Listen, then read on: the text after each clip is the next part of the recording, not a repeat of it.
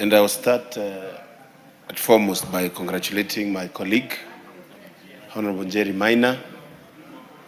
And Honorable Speaker, also congratulating the House on a priority on private members' bills so that members can be able to impact their life in this House, Honorable Speaker. Honorable Speaker, I rise also to support the bill, and I believe this bill aligns very well with the spirit of our Constitution under Article 43, Honorable Speaker, subsection 3, on issues to do with social security. Honorable Speaker, health is a very critical issue, Honorable Speaker, in this nation.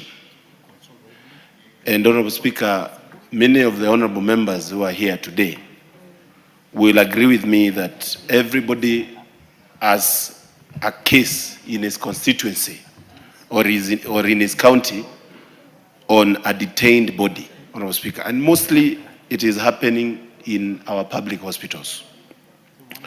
Honorable Speaker, last week I was dealing with a case in my constituency of a body that has stayed in hospital for 4 months. And the family has taken trips to a hospital in Kikuyu, Honorable Speaker, close to 20 times, requesting for waivers. We write letters, Honorable Speaker, but the family had stopped the mourning. People had contributed all they can contribute, but because the bill is big, Honorable Speaker, the body continue being detained. And Honorable Speaker, this bill speaks to the humanity of this House. This bill, Honorable Speaker, speaks to the conscience of our nation, Kenya. That, Honorable Speaker, when somebody loses a loved one, what remains of that person is to get closure and continue with their lives. Detaining a body, Honorable Speaker, is the worst type of torture for a family that has lost a loved one. Honorable Speaker, I would not wish any person in this nation to experience somebody who has lost their lives and they have been detained. And Honorable Speaker, to prove that, we have seen even those that die outside the country do harambes, even when they are unable to raise the funds to have the bodies of their loved one brought back to the nation, to our nation for burial, Honorable Speaker. And this speaks to our culture. This speaks, Honorable Speaker, to our religion. Honorable Speaker, our Muslim brothers have in their religion that they're supposed to bury their loved ones within a day. And we have seen it many times, including honorable members.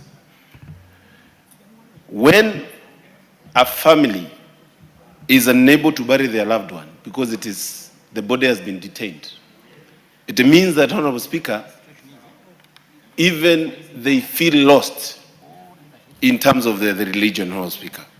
And maybe among the amendments, Honorable Speaker, that we are going to be proposing is to tie this to our social security, to tie this into insurance agencies, that insurance companies that provide insurance in this nation, so that, Honorable Speaker, hospitals can have insurance when a loved one is lost, and when when a loved one is lost and the family is unable to raise the funds, they can go to that insurance to claim for something instead of going the civil case way, as Honorable Njeri Maina had proposed.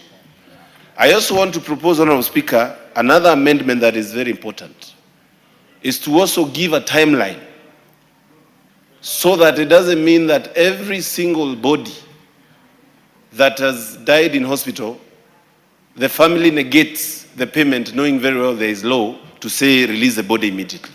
we need to put a timeline, maybe a week or two, for ensuring that there is also some effort from the side of the family to have the body of their loved one getting buried, Honorable Speaker. Honorable Speaker, I can't finish my contribution without saying this House must critically look at the health sector of this nation. And without a doubt, Honorable Speaker, I'll say that yes, we have passed laws here, including the ones that established SHA and SHIF. But we need to agree that our health sector in this nation is ailing. The myriad of challenges, Honorable Speaker, cannot be underscored by this House. We have equipment in our public hospitals that are not working. Many of our hospitals, level 5s and level 4s, are actually hospitals that are not in operation. And it is a deathbed of many of our loved ones, Honorable Speaker. We have seen the program that was started by the reformer regime, Honorable Speaker, of the equipment. Many of those equipments are not working today. And it means that the deaths that we want today to pass and say that they should not be detaining the bodies, Honorable Speaker, we will have more of those if we don't work and put health first, Honorable Speaker, in this House. Honorable Speaker, Article 43 is very clear on the right of Kenyans when it comes to health care. And one of the purpose of this House is to push and ensure that our Constitution is well obeyed. If it is a county government, we must ensure and call our brothers in the upper house, in the Senate, Honorable Speaker, to ensure and compel health care systems that work in the counties, so that, Honorable Speaker, we don't continue facing the challenges that we are facing. Honorable Speaker, we raised some issues here with the Ministry of Health last year. Some of them involved an equipment that was supposed to change the diagnosis and treatment of cancer in this nation. The cyber knife, Honorable Speaker, equipment in the KU hospital, Honorable Speaker. That equipment that was launched in the year 2023, even today has never operated, simply because we don't have a technician to use such an equipment. It speaks to lack of seriousness when we are investing in serious equipment and using public money. I call upon this House to work this year to ensure that we do pass laws and compel our health care to work, Honorable Speaker. SHA is also something that is not very clear. We need to pass laws to ensure SHA works for the people. How comes, Honorable Speaker, me that is paid by government every month, contributes monthly, but when a hustler, a matatu tout, gets to pay SHA, is told to pay for 2 years? It is not right, it is not fair, and Honorable Speaker, those are things that are ailing our nation. As I support this bill, Honorable Speaker, I want to call upon this House to reconsider that law and ensure that it works for the nation. Thank you, Honorable Speaker. Honorable, I could actually read this for you so that you don't carry your hands up. The next person online is Charles Ngusia, will be followed by